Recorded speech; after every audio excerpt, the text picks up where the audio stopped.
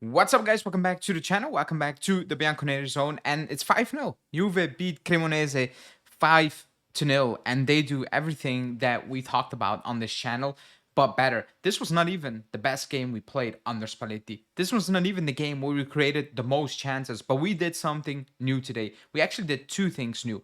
Kind of leveled up. We killed off the game in the first half, one.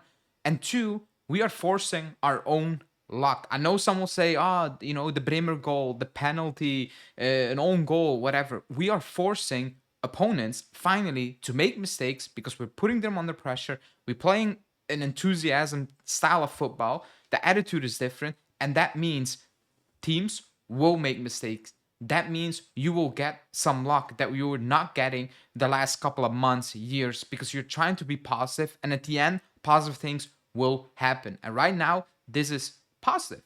I know it's Cremonese, I know it's this, I know it's that, but we struggle against these teams for years right now. And at this moment in time, we're making it look much easier.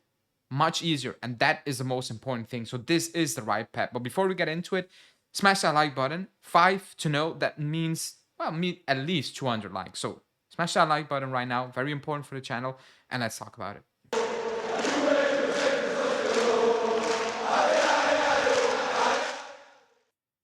Okay, so 5-0 again. In my preview, I said we need to kill off the game in the first half. We need to do what we kind of failed to do in our last home games. And maybe against Sassuolo, you might say as well. But we did that at halftime. That game was over. It was dusted. And we started off well. Yet again, the movement between the lines, Miretti. Oh my God. Yes, it's the opponents, whatever. But this is what we were missing.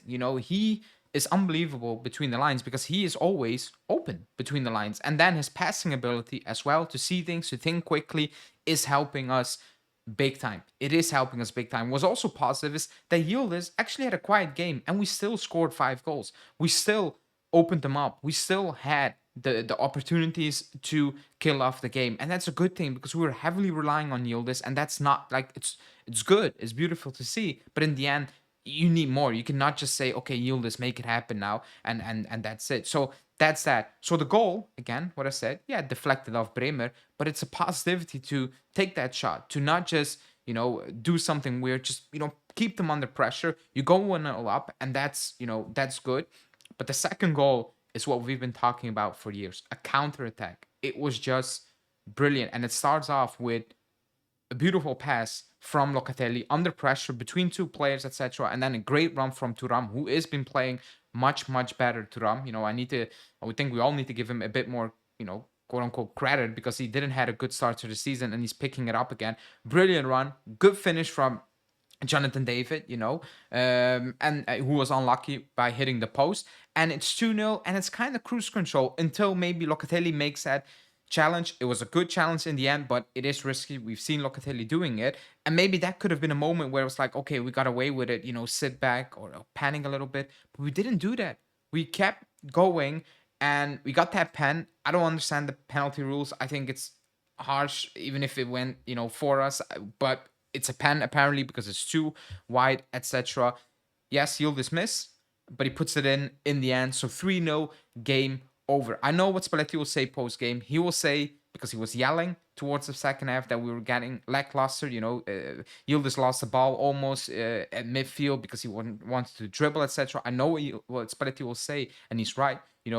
You cannot fall asleep. It's 3-0, but you need to keep going, and that's what he will say. He will also talk about the set pieces because they're still not really good enough, and you can see we have players who can be good on set pieces.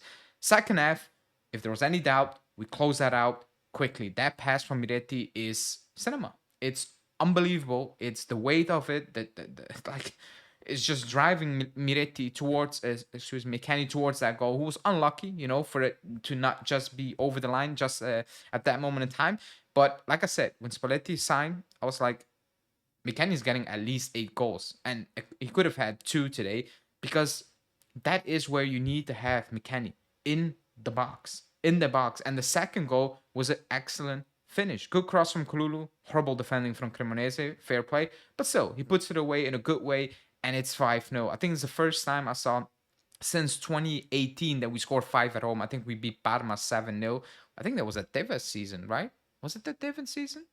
Could have been that Tevez season where made that insane run. But again, it's positivity. It keeps things going. Go to Cagliari on Saturday, and then starts the big time. Benfica, Napoli, and now comes a real challenge. Obviously, first Cagliari, it's not a given. Yes, they lost, but you need to have that same mindset week in, week out, because everyone is playing much better. Kelly had an unbelievable game. It's not that Cremonese created a lot, but he had everything on lock. His defensive man on man was just clean, clean as a whistle. It was so good. The team is improving. Individuals are improving because they're playing with more self-esteem, more belief, more enthusiasm. It feels like they somehow took a pill and they're like, oh, snap, we can actually play some decent football. We're not really who we are or we have shown the last couple of seasons. So, I mean, massive credit to Spalletti. I keep saying it. I don't know what else to say, because I was one of the many probably who was like, yeah, it's impossible with this team. Whoever comes in, it's been for years now. Who the hell is going to turn this around? And it hasn't been turned around. It's still early. And again, February is massive. February is so important. But this is the right path. There is no other path. If this fails, then actually I think we can all sit down and say nobody's going to bring this club back. If this is going to fail, and with failing, I mean, not even not winning the Scudetto, but getting into that top four. I know Roma are not giving up, and Napoli and Milan, and they're all there. I get it. It's a tough top four race, but this is the path. There is no other way. And February is going to tell us who we really are. We're not going to win 5 or 6 in a row in February. Impossible, because we play all of them basically, and away from home a lot of them. But that's going to be the month where you're like, okay, this is who we are. Yes, we beat the smaller teams, which you need to do, but against the top teams, we can set our foot against them or next to them, and we can play head to head. And if we end up losing, it is what it is. But we're not just going to go out there like we did away to Lazio and just lay down and accept losing games, etc. That cannot happen. And for once in a very long time, I can see a team that wants to fight, that wants to win, that wants to be positive, that wants to be aggressive, that it doesn't really sits back and etc. and accepts what happens, and then maybe Yildiz opens up the game, and then we can all go. This is a team that has his own beliefs and wants to do kind of his own thing and impose that on the opposition, and that is beautiful to see. That is very positive. Like I said, we leveled up in this game because we did something we didn't do in the previous games. Anyways, I talked for way too long. So you guys in the comments, let me know what you thought about that game.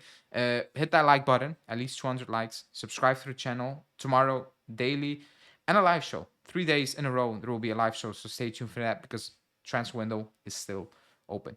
Ciao.